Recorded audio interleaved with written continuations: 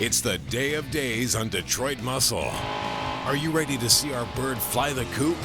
After we get the coolant system installed and make sure our Bear Breaker CB radio is functional, we'll dyno tune this bad boy, and then she'll be ready to spread those gigantic gold flaming wings. Plus a close look at some Mopar royalty that isn't afraid to get its tires dirty.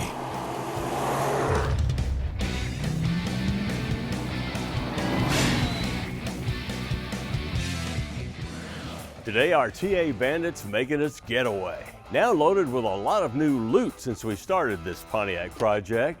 From the 474 stroker engine all the way back to the beefed up rear end. Now it'll ride on a performance suspension and haul itself down with new disc brakes. Of course, we gave it body and paint work, plus the iconic Screaming Chicken decal and stripes. After some cool creative touches on the outside, we did a complete cosmetic makeover inside. In fact, this Bandit bird's about ready for a road run and then a giveaway to one of you lucky guys. About all we got left now is some engine tuning, bleeding the brakes, replacing those ugly wheels and tires with something new and cool. We'll align the front end ourselves and, well, what else, Tommy? With our Trans Am, well, it's kind of dual purpose. You could take it to the track, or you could even take it to a road course. And either one of those, well, you don't want to fight a heat issue. So to keep us from having that trouble, we decided to go with a 4-core unit that we got from rockauto.com. And while we were at it, we went ahead and ordered some belts and hoses and even a thermostat. 4-core radiators are capable of more cooling than a 3-core model because they can expose your coolant to more airflow, allowing it to dissipate more heat. This model is a stock style replacement, the beauty of which that we don't have to make any modifications to get it to fit. On top of that, it still has the cooling power to handle this hopped up stroker. The hoses are stock style as well, since we opted for this Pontiac block, which makes everything fit the way it is meant to from the factory.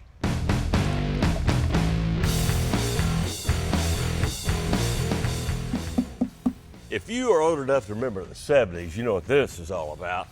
Either way, I want you to check something out, good buddy. You copy that? No tribute Bandit car would be complete without a radio. CB, that is. How else you gonna know about those bears in the bushes when you boogie down the boulevard? 10-4. We're ready to start bleeding brakes, and it can be one of the most difficult tasks sometimes, and finding a buddy to help you, well, it's sometimes even harder to do. But we've got a cool tool here that you guys should check out. This is the Motive Power Bleeder. And here's how it works. You just attach the power bleeder cap to the brake fluid reservoir and tighten it down to create an airtight seal with the provided hardware. Pour new fluid into the container, tighten the cap, and pressurize the power bleeder to around 10 pounds. Then you'll want to check for any leaks. If you don't see any, well, go ahead and crank it on up to 20 pounds. With the Motive system, brake bleeding is now a one-man job. Well, we've got our brake system pressurized, so now all we have to do is crack this bleeder open, and the beauty behind that system, well, it's going to push all the air out without doing all that pumping. Start bleeding at the farthest valve from the master cylinder and work your way closer to it. If you want to save the fluid, or you don't have a catch bucket like us, attach a flexible hose to the valve and the other end into a receptacle. While I finish up bleeding these brakes, Mr. Joe's got something he's wanting to show you. We've been teasing you guys for quite a while about the wheels and tires for this thing. They're here, ready to go on. Right you are, Thomas. Year One has introduced a new version of the classic Pontiac Snowflake wheel. It's a new version because back in 77 to 81, they were 15 inches in diameter. These are 17 by 9. You can get them in 3 accents, black, silver, and, well, of course, gold. We wrapped our wheels with Falken's newest high-performance tires, Azenis FK453s. They have a unique tread design with large outside shoulder blocks for improved wet and dry handling and less tire noise. In fact, the only noise you'll hear with this setup is applause.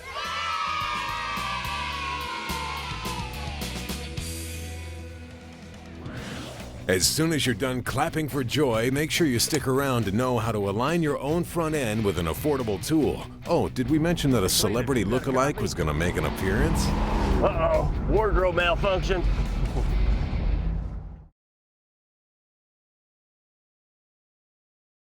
Hey, we're back and ready to check the front end alignment of our TA. We got this little kit from a company called Quick Trick that allows us to check camber, caster, and toe right here. Now, in case you're just a little rusty on what those terms mean, here's a little animation to realign your memory. Among those three most popular alignment terms is camber, the angle of the wheels when viewed from the front of the car. If the top leans out from the center, the camber's positive. In from the center, and it's negative. Now, caster is the angle of the steering pivot when viewed from the side. If the top of the pivot leans toward the rear, caster is positive. Toward the front, it's negative. Toe is the difference in the distance between the front and back of the tires measured in fractions of an inch. Toe in means the front tires are actually closer to each other. Toe out means just the opposite. Well, now we're going to show you how to use the kit to check all three. We know our numbers are going to be way off on this car because we installed a brand new suspension and just left it at that. Yeah, there are a few things that you want to do before you get started, and one of them is check the front air pressure in the tires, make sure they're set at the proper rating. And second, be sure to center up the steering wheel. And oftentimes people use a small piece of tape to indicate dead straight on. The first thing we're going to get started doing is measuring our caster, and we're going to use our cool little device here that simply attaches to the wheel by these three little fingers on the outside of the rim. The Quick Trick tool saves you from having to go to the alignment shop. Once we mount our gauge, we need to make sure the tool sits at 90 degrees. Then with the gauge mounted horizontally, turn the wheel 3/4 of a turn inward and zero the gauge.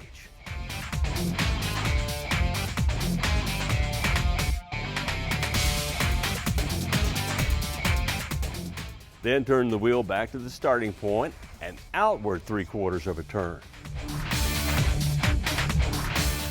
Now, not all cars are created equal as far as adjusting the suspension. With ours, you would back off this nut and this nut here and add a shim or remove them from this point or this point here. You'll actually rotate the control arm and that would adjust your camber or caster. Don't forget that you need to repeat all that on the other wheel. Now let's check the camber. We'll turn the wheel back to the center, place the gauge on the front of the tire and zero it out. Then place it horizontally on the bracket. Now our reading says we're a little bit over 1 degree, but you want to note this little bitty arrow pointing up or pointing down indicates positive or negative. Your application is going to determine your specs for your alignment. If you're trying to get the maximum wear out of your tires, well, that's going to be completely different than if you're trying to carve out some corners at a road course.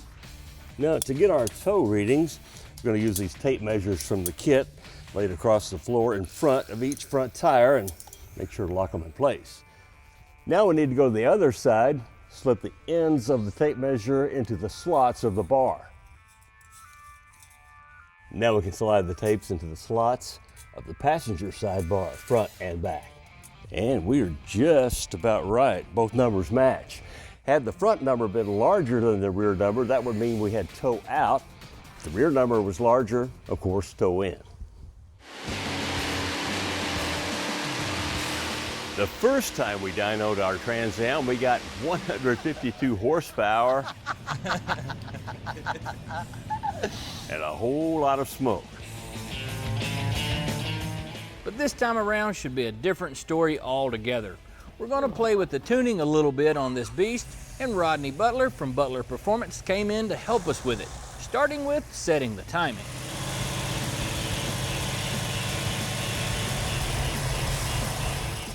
We're going to go ahead and start with 34 degrees and see how it likes that first. The injection system needs to learn the fuel map for this motor, so we'll slowly run it through the RPMs to let the computer learn.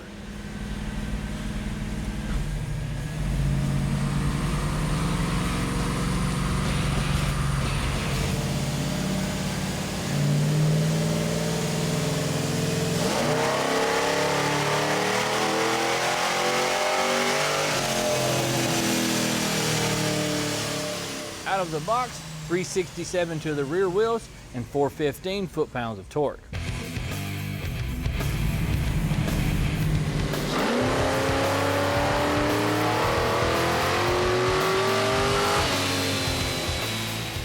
Each time we make a pull, it gains power, dialing in the fuel and air ratio.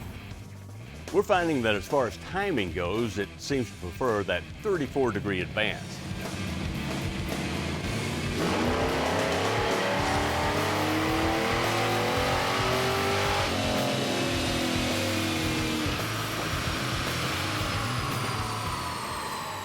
Final totals, 419 rear wheel horsepower, along with 468 foot-pounds of torque. That's a whopping 267 more horses over the anemic original 400-inch factory engine. That ought to work. Let's charge ahead and get up close and personal with a good old boy that's got a big block to move all that metal.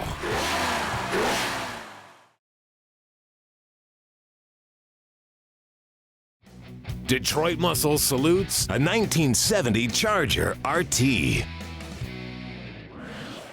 Charlotte, will you be my... My... Oh, my. It's a gorgeous car. What is it? It's a new Dodge Charger. Dodge Charger. Dynamite. Yeah. What's that? That's the optional Hertz shifter.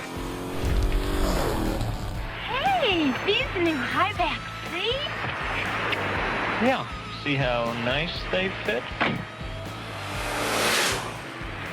Bet it really rides smooth. Huh, Al? Why don't we find out?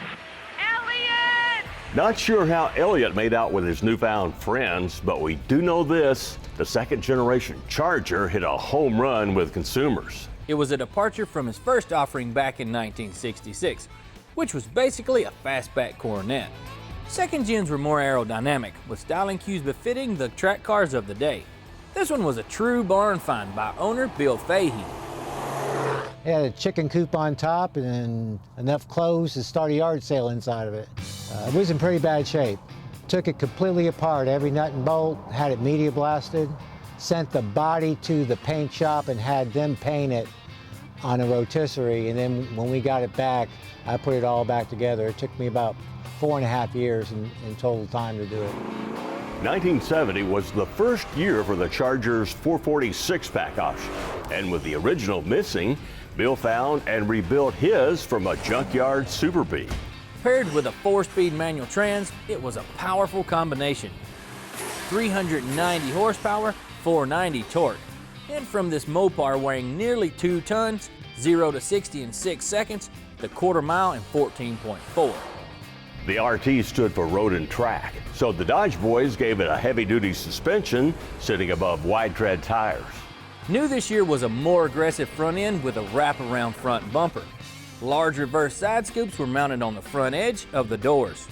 The Bumblebee stripe on the rear deck was an option, but standard was a racing-style fuel cap and taillights that stretched the entire width of the tail panel. The interior was redone in burnt orange, matching the original order sheet, and included optional race gauges. And for 130 extra bucks, factory 8-track. I wanted to keep it as original as possible because the classes I enter in is the original class, but at the same time I wanted to get the most out of it, so I've done a few little tweaks to the inside of the engine, but what limits me is the exhaust manifolds. They're stock and you can only pull so much power out of it. It's like a time capsule. It's like this is what it used to be when I was like 20 years old, and I don't raise as much cane as I used to with it. But I certainly enjoy it. I just love it. If you can cope with a whole new image, you could be Dodge material. Elliot! Still ahead, the giveaway Trans Am takes its first flight.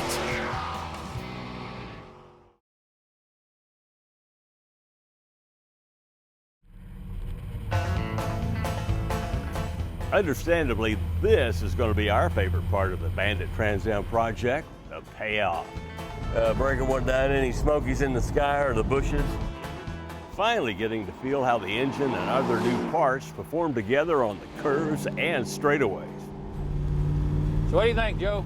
I'll tell you what, I like it. I like the way it sounds. It's a really fun car to drive. It steers, it stops, it goes, it's comfortable, you know, and not to mention the attention a person can get in it. You know, whether or not you like these type of cars or not, you have to respect them, man, because they get the attention.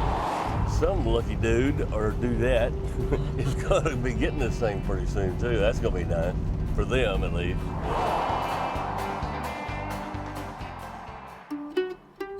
You know, there's nothing under the sun better looking than a black muscle car, unless it's a black TA muscle car with new paint, gold stripes, and those special snowflake wheels. This may be our coolest looking project ever. And just think, we're giving this thing away. Well, that means we got to make the best use of our seat time before we surrender this beast. By now, you might be wondering if we're going to get crazy and do a burnout with this car. Well, no. We'll probably have to do several before the day's over. Yes, sir. I believe them Butler boys knocked it plumb out of the park. This Bandit car is a fun ride, but I'd be having a lot more fun if Tommy quit hogging the wheel. Yeah, I think I could drive this thing with more creativity. Yeah, that's more like it, right? Real Bandit. Hey, Cletus, you got a copy? Uh-oh. Wardrobe malfunction. What are you looking at? Don't sweat it, Joe. Everybody's gonna be looking at the car anyways. And soon the winner will ride away in a one-of-a-kind Bandit. One that was built to steal all the attention.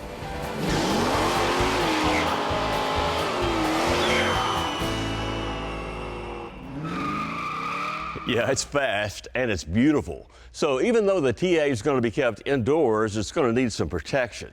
Now, you've seen us use outdoor covers from coversforcars.com before. For our supercharged Dart, we emailed them our measurements for a custom fitted cover, which we needed for that big blower sticking out of the hood. For unmodified models, they have over 90,000 patterns available.